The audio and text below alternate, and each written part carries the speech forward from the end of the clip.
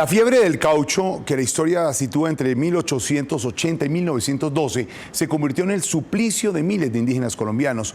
Una tragedia que quedó plasmada en La Vorágine, el clásico universal de José Eustacio Rivera. En nuestra tercera entrega de Sangre Blanca, reconstruimos la ruta del caucho hasta Europa y Estados Unidos, donde lo requerían para sus bicicletas y sus autos. Nofuico significa chorro de piedra en lengua huitoto, la chorrera Amazonas. A partir de aquí, el río Ígara-Paraná se convierte en río navegable. Es por esa razón que los caucheros aprovecharon este territorio y la mano de obra de los indígenas para sacar toneladas de caucho de la zona. Bendición y maldición.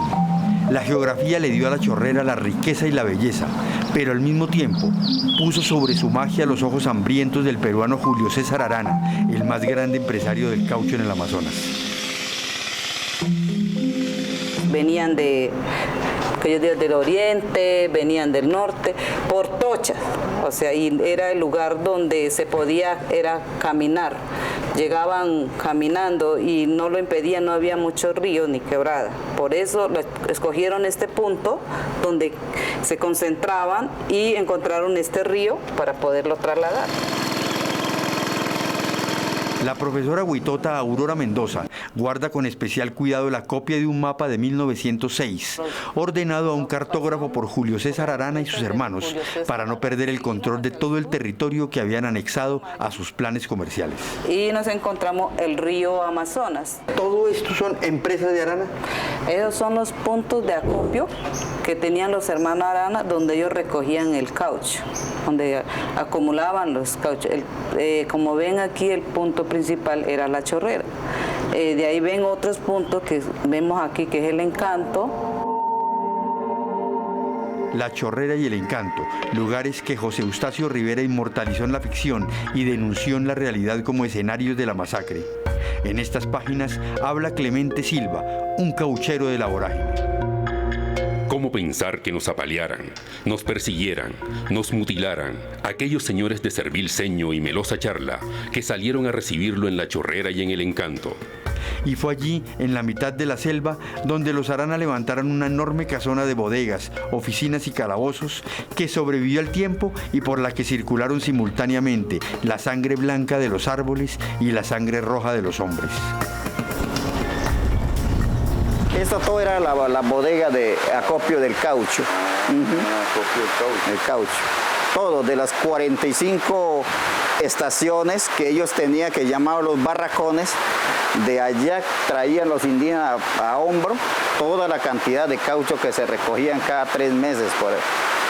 O sea, cada 3 meses salían otra vez y del puerto recogían y los llevaban para Iquitos o para Río de Janeiro, para Manaus. Creo que por la distancia y... La profesora Mendoza sigue señalando con el dedo los dominios de la Casa Arana. Aquí estamos hablando incluso de semanas enteras caminando, cargando el caucho. Semanas y días también. Por ejemplo, decimos, aquí queda Atenas, de aquí se vienen por la Trocha, descansan como a 2 días, de 2 días regresan para llegar a 3 horas hacia la Chorrera. Son recorridos supremamente extenuantes. Extenuantes con cargas de 10 kilos de caucho. Y mientras el cauchero sangra los árboles, las sanguijuelas lo sangran a él. La selva se defiende de sus verdugos y al fin el hombre resulta vencido. Lo escribió José Eustacio Rivera durante sus recorridos por selvas y ríos para su Vorágine. Y lo vivieron los caucheros como el Bora Rufino Cuguao. Yo estuve en el último palo, estuve rayando. Cuando mi cuerpo como se me hinchó, así me asusté. En el desamparo de vegas y estradas, muchos sucumben de calentura, abrazados al árbol que emana leche, pegando a la corteza sus ávidas bocas para calmar, a falta de agua, la sed de la fiebre con caucho líquido. Indígenas y colonos eran sometidos a esclavitud para sacarle el jugo al árbol de la siringa como lo hacían los caucheros de La Vorágine. Yo he sido cauchero, Yo soy cauchero, picando corteza de unos árboles que tienen sangre blanca, como los dioses. Los indígenas exprimían la sangre blanca de los dioses y los capataces regaban la sangre roja de los indígenas. Me llama mucho la atención del mapa, es que los hermanos Arana tenían muy bien ubicadas las tribus que iban a someter, ¿sí? Muchas de estas tribus desaparecieron. Sí, las tribus que más fueron afectadas fueron los Ocainas, que estaban cerca a la Chorrera. Igualmente seguían los Huitotos, un poco más alejados estaban los Boras y los Andoques. Por ríos que son Dios y vida para los Huitotos, Boras, Ocainas y Muinanes, se movió el caucho, la mercancía que los puso al borde de la extinción.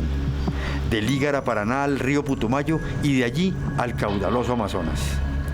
Subían por el Amazonas hasta llegar a Iquitos, que era el punto principal donde que los hermanos Arana, pues son peruanos, tenían toda la finca de ellos. Iquitos sin Perú se enriquecía con la espalda de los indígenas colombianos. Nuestro enemigo número uno como indígena es los peruanos. ¿Por qué? Porque terminaron nuestros abuelos, nuestra sabiduría, nuestro todo. La ruta del caucho, antes de abandonar tierras americanas rumbo a Europa, tenía un puerto en el camino del caudaloso Amazonas que Julio César Arana y los empresarios del caucho transformaron en una de las más grandes y hermosas ciudades de la selva, Iquitos, Perú, donde conocieron la luz antes de que Lima prendiera el primer bombillo.